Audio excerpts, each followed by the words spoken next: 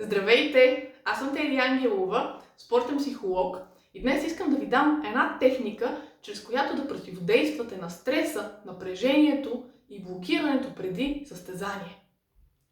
Много често по време на консултации ми задават именно този въпрос. Как да се справя с стреса, как да му противодействам? Първо искам да кажа, че преди състезание е абсолютно нормално да изпитваме напрежение, вълнение, еуфория дори.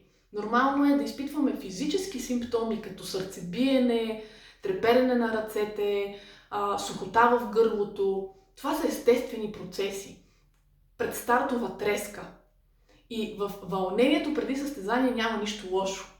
Въпросът е обаче да се научим как да го контролираме.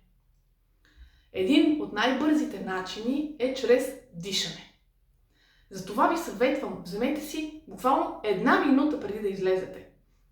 Било то в басейна, на пистата, на игрището, няма значение от спорта.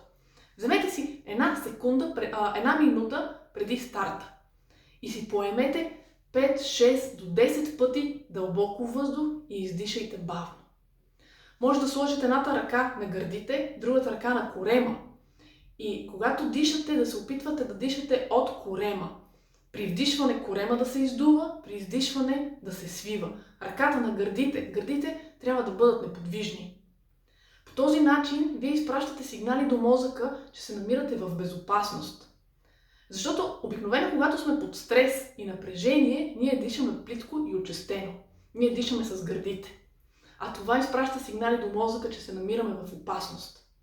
Затова дайте си 30 секунди, 1 минута и направете няколко дълбоки вдишвания и издишвания с прав гръб. Може да сте седнали, може да сте прави, може дори да легнете на земята.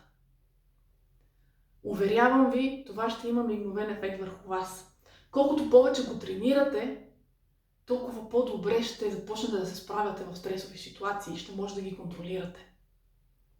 Ако това видео ви е било полезно, споделете го, за да достигне до повече хора, а за още полезни съвети може да се абонирате за YouTube канала ми Спортна психология Теди Ангел.